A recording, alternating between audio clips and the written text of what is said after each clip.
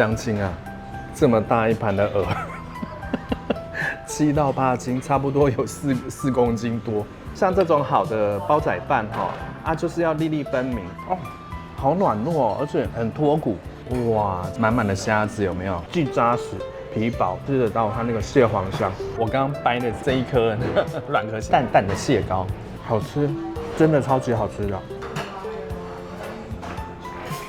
我們今天為什麼來吃金寶茶餐廳呢？聽我娓娓道來。金寶茶餐廳啊，它的真正的總店其實是在台灣台中的大業路上。據我查的資料已經有32年以上的歷史。在上個世紀的台灣台中呢，金寶茶餐廳算是1等1的有名哦，因為它的譚主廚呢是非常有名的哦，這個港式師傅的老師傅啦哦，非常的這個廚藝非常的好啊。因為我在去年才發現它的總店大業店已經下課了，就很緊張啊哦。因為金寶茶餐廳在它全盛時期的時候，其實是有3家店，但是現在慢慢的只剩下這一間館前店啊。我自己年紀也大了啦，再加上我也很擔心這個歷史的洪流把這麼好的一家店，這麼好的手藝給慢慢的沖走，所以今天一定要帶大家來好好的品嘗一下金寶茶餐廳的美味。一只湯匙做布丁，一只湯匙做攪拌，小心鍋邊很燙哦。好，謝謝你，謝謝張小姐，謝謝。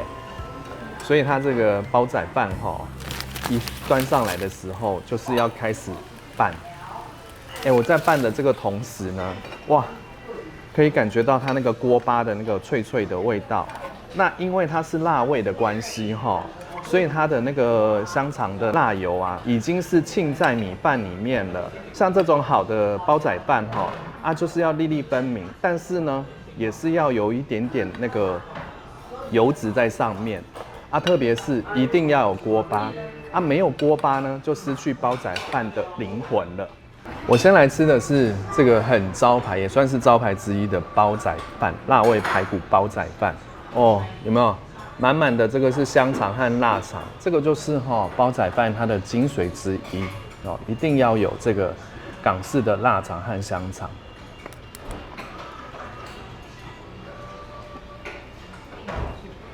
很香的臘腸味，而且就是那種港式廣東的那種臘腸該有的滋味，甜鹹處理得很好。那好的煲仔飯呢，除了要有好的廣式臘腸、香腸之外剛剛有講到，其實就是它的那個飯要有鍋巴的香氣，但是千萬不能有鍋巴的苦味那就有點失敗了所以金寶茶餐廳的這個真的是很好吃，可以吃到它那個廣式香腸和臘腸的香味，然後它的那個排骨呢，也是在煲仔飯上面做這個點綴，也是非常的好吃，有它的這個滋味在。我很喜歡吃煲仔飯，就是衝着這個鍋巴而來。它有吸收到那個臘腸和香腸的油脂，再加上有那個醬油下去拌，其實還蠻有豬油拌飯的滋味的。這個料理端上桌的時候，十足的有這個戲劇效果，因為那個煙都在冒出來，而且要趕快的拌，不然你不好好的拌那個鍋巴可能會變苦所以這個又好吃又有話題的金寶茶餐廳很招牌的料理之一。這個呢是一籠120的豉汁蒸鳳爪我這個有看到網絡上有人在拍而且是香港人，說吃了這個會讓他想起他的家鄉香港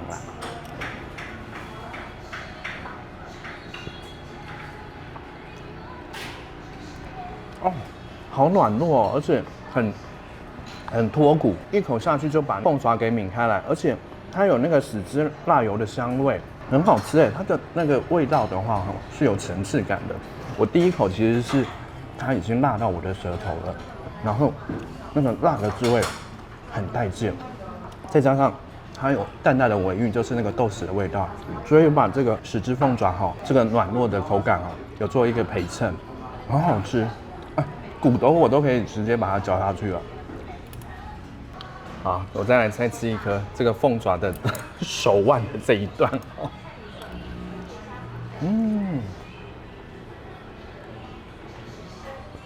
脫骨，它的那個辣呢，是真的就是你看，像我現在已經就汗流了，有没有？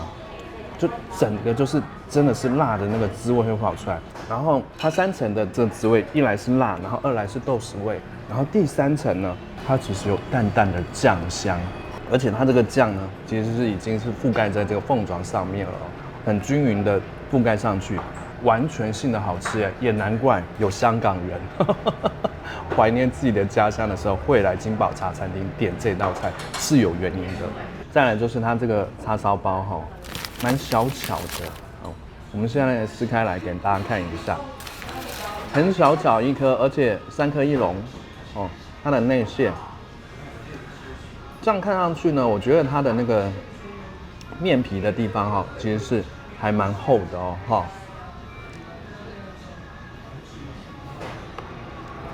我必須要講，因為它面皮太厚的關係，所以會讓你的口腔有點乾。而且，我吃過那種比較大顆的那個叉燒包，那個裡面的餡料是很滿，但是金寶茶餐廳的，它的料就是這樣。所以哦，假如喜歡吃那種那個餡料很滿的叉燒包呢，抱歉，金寶茶餐廳不走這個路數。而且它面皮啊，有點發糕的口感。雖然哈，它的餡料還有它的那個 size 很迷你哈，但是它的叉燒的那叉燒香其實是吃得出來的。所以我不知道啦，我自己本身喜歡吃那種比較大的，然後餡料很滿的叉燒包。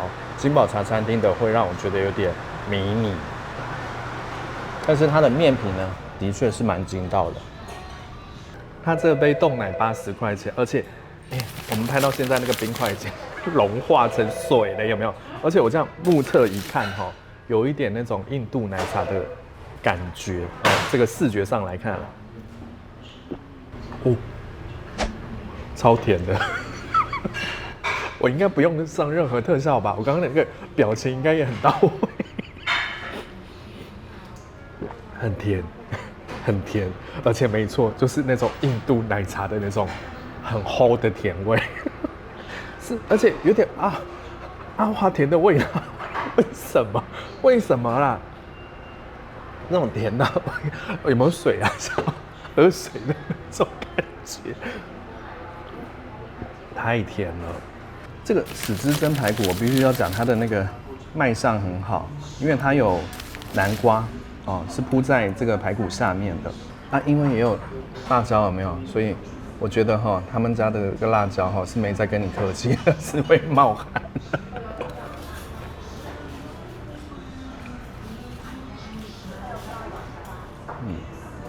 辣椒會比較突出一點，而且他們今天選用的辣椒沒那麼辣，但是有點青椒的口感。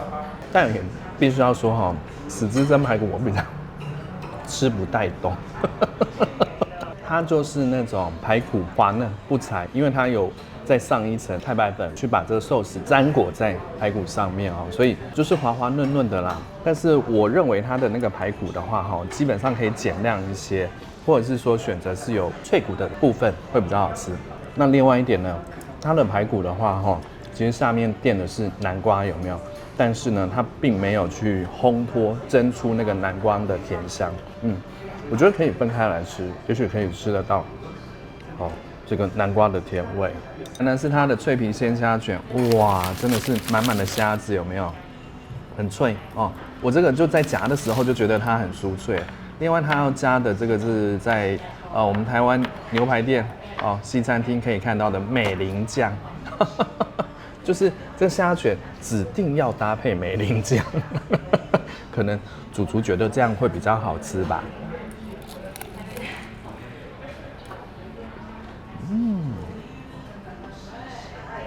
它可能是豬肉漿和魚漿包裹的那個蝦子的，然後我很喜歡它這個酥脆的這個麵包的酥脆的酥脆皮，不會很油今天主力很不會很油，然後再加上有荸薺的味道，非常的港式，而且它這樣子的話，1、2、3，三條蝦卷只賣155，而且又是港式的這個頂級的師傅所做出來的這蝦卷，基本上它這個蝦卷它算是一個記憶點很高的一道料理，看起来擺在桌上也漂亮，然後吃起來也非常好吃。特別是它的酥脆的這個脆皮就外面脆脆的，然後有點炸麵包的那種脆感啊，裡面呢就是蝦子啦、豬肉醬或是魚漿，港式味道的餡料。我覺得瞬間讓我的口腔也到了香港了。好，我現在來吃它的這個蘿蔔糕。好吃的蘿蔔糕，港式蘿蔔糕是這樣子啊，你可以吃到它那個臘腸的味道，還有香腸的味道之外呢，還可以吃到海的味道，就是小蝦米，乾貨的味道可以在港式的蘿蔔糕裡面可以品嘗得出來。而且有一個很大的特色就是港式的蘿蔔糕，你一定可以吃到蘿蔔的那種，甘甜的滋味，是可以吃到蘿蔔的然後他們的蘿蔔的話也一樣，就是先蒸了之後再煎，這很好吃很好吃。而且我覺得我剛剛說另外一道菜是說，一吃到口裡面就有感覺到來到香港的味道但是呢，我覺得金寶茶餐廳真正強的就是它這個蘿蔔糕。很好吃，非常的好吃。因為我是從大業總店吃來館前店的，它的這個蘿蔔糕的品質一直以來都始終表現如一。無論說它中間換了多少的師傅甚至師傅的徒弟它的品質都非常好，好到什麼境界？好到就是像過年的時候，我會買來送人，甚至自己在家裡吃。所以它這個港式蘿蔔糕非常的棒，非常的棒。我会为了港式蘿蔔糕特地來金寶茶餐廳來好好的享用大餐。那另外呢，也要加一下它的這個店內有在賣的1罐190的辣椒醬。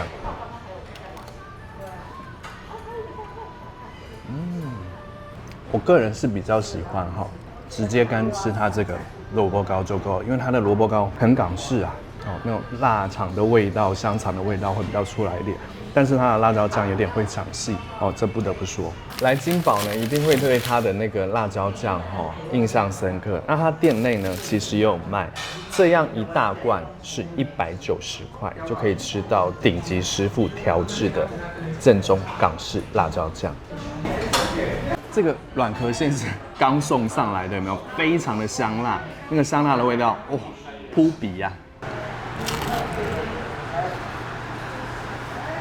它拿在手上的時候就是很酥脆很酥脆，而且軟軟的。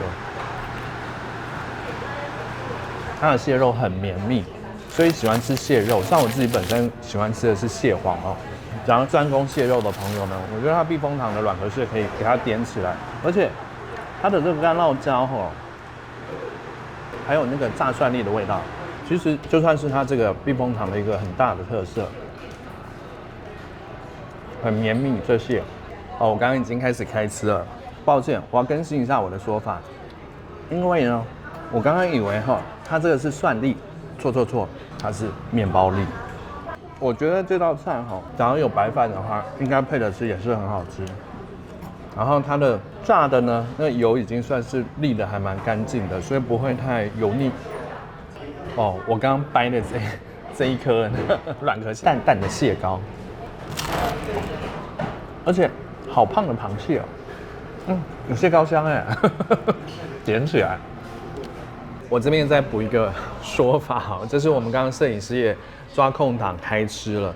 他說這道菜連他不吃辣的人都很喜歡，然後它的 CP 值，我們攝影師認為非常的高，因為這樣一大盤才300塊，這個是好吃的好吃的不愛吃海鮮、不愛吃辣的攝影師都讚不絕口。它這一籠這個是金寶蝦皇餃一共有4顆，然後它端上桌的時候，我都覺得很捨不得吃啦，因為長得這麼漂亮，晶瑩剔透，有沒有？一整顆蝦子就藏在裡面，那個蝦味就整個就爆發出來的。而且它的那個麵皮有沒有 QQ 的？那蝦子的味道就跑出來了。而且是那種港式的蝦味。他們是不是挑香港來的蝦啊？有那種好滿一直就是那種港式的味道跑出来，又好看又好吃。所以剛開始上來的時候我有點不忍心吃它呢。而且我們今天算是有定位，但是呢，他們樓上包場的生意之好，啊，就是很好吃啊，而且價錢又很合理呢。上個世紀哦，金寶茶餐廳真的是爆紅的，因為上個世紀沒有那麼多人吃到飽。上個世紀呢，台灣的經濟發展也還不錯啦。但是像現在這種，出單點的這樣的港式飲茶店呢，慢慢就比較式微一些。可能也是因為時代的關係，像吃到飽林立，就壓縮到像這麼好的餐廳的生存。哦，好吃呢哦，而且它的麵皮是有麵皮香的。這個呢就是蟹黃金燒麥，一籠4顆也是很合理的價錢，而且可要知道啊，我們10年前就已經有吃過它的這個蟹黃燒麥了，所以大家可以參照比較一下，10年前的蟹黃燒麥和10年後的蟹黃燒麥到底差異在哪裡？我覺得金寶它的另外一個特色是說我相信它的廚師也迭代了很多味了啦，但是呢，它的口味品質也許會有一點點差異，但是整個品質算是顧得還蠻好的，所以它的蟹黃燒麥也是一個很大的重點。因為呢，它的燒麥跟我們一般在外面可能菜市場你看到1顆10塊的燒麥真的差異很大要相信1分錢1分貨的道理因為外面的那種廉價的燒麥就是那種工廠出來的，那個食之無味吃起來都很平淡，沒有任何層次感。但是它的蟹黃燒麥嘛，既扎實皮薄，然後再吃得到它那個蟹黃的蟹黃香，正宗好吃的那種港味，就在它這個燒麥裡面。我覺得有時候我們吃美食寧願選貴一點，是有它的原因的。因為真正好吃的燒麥就要像金寶茶餐廳的這種燒麥，會讓你吃了之後呢，整個心情都好起來。那燒麥呢，它其實是有典故的哦。這個燒麥最早的出處來自於中國的元代相當於西方的14世紀末15世紀初的時候有一本書是朝鮮人寫給朝鮮人看的，教大家如何講中文的一本書，叫《普通式》哦。這本書呢，裡面就有記載出燒麥的做法以及燒麥的滋味因為這本書很特別，它就是包羅萬象，什麼都寫包括這樣中國的這種美食也寫在裡面因此呢，燒麥最早的出處，目前的文獻資料其實就來自於元代時期的普通式。再來呢，是它這小巧可愛的脆皮流沙包它其實上來桌上已經有一段時間了，但是它熱度是還在的好，我就直接來先吃看看。坦白講你要它流沙也有點不太可能，因為我們還要再拍照什麼，其實有點涼掉啦。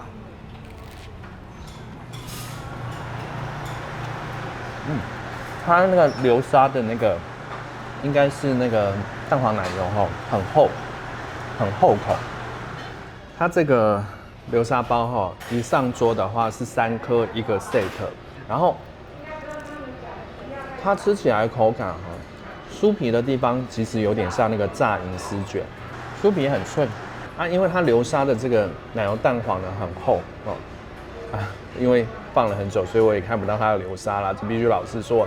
但是呢，因為很厚口的關係，這個要配茶吃，然後它的甜度呢會有一點點齁，有一點點齁，很道地的一個港式的小甜點。再來這杯凍檸茶呢，就是很港式的特色他們建議是先吸個2口再來喝。可是我就是很怕它太滿。我小時候很喜歡喝凍檸茶，因為你的酸度可以自己調，就是你覺得不夠酸，就去自己用那個湯匙去壓，有沒有？壓那個檸檬，去調出自己的喜好的酸度。所以我以前小時候就不希望別人掌控我的人生。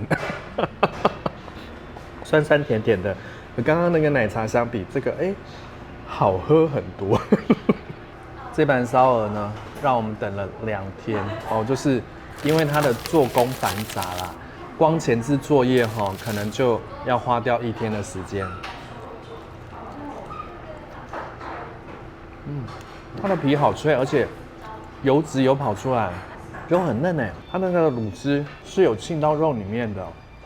我覺得哈，它的這個脆皮烤鵝哦，和外面的烤鴨的差別呢，是在於它的鵝非常的肥，一隻這樣的鵝呢，大概是7到8斤的重量，所以非常的肥啊。然後再者它的這個酥皮的部分呢，是有點濕潤的酥皮哦，它不是真正的酥脆的那種酥皮。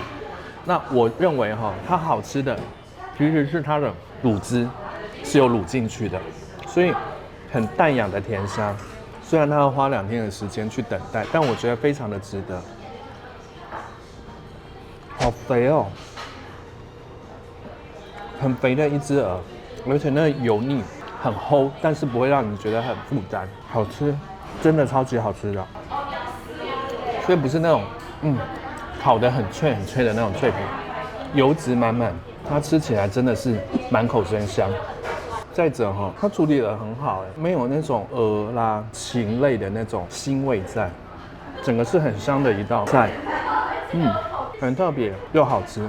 重點是這個鵝夠肥，鄉親啊，這麼大一盤的鵝，7到8斤，差不多有4公斤多哦，就是有點舉重的概念，有沒有？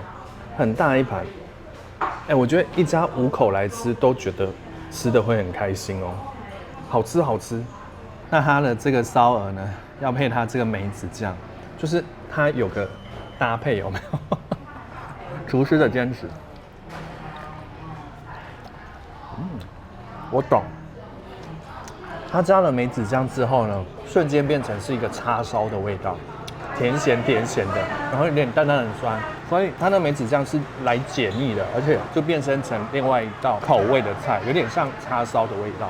來，我們看看這個鵝到底有多肥，這邊都是油脂的部分啊，因為這個我有加它的那個特調的梅醬啦，哦，所以有點油亮的哦，但是是很肥很有肉的一隻大肥鵝呢。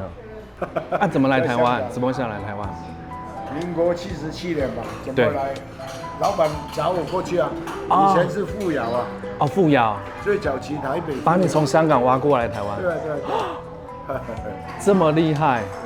所以金寶茶餐廳呢，剛剛問了正宗的老闆譚先生，有20多年的歷史。哦，我今天也很榮幸的可以遇到老闆，好開心哦！我知道他要繼續做下去。謝謝，真的是真的是很好吃，對，謝。可是很難得有遇到老闆。那因為現在的這個也是有點感慨啦，也是因為就是說我剛剛前面也有講，這個時代的不斷的在演變。那像現在呢，有很多的吃到飽啊，在所難免會有點壓縮到這種好手藝的餐館的一些生存，所以我也是想說，這家餐廳讓我實在是非常的有記憶。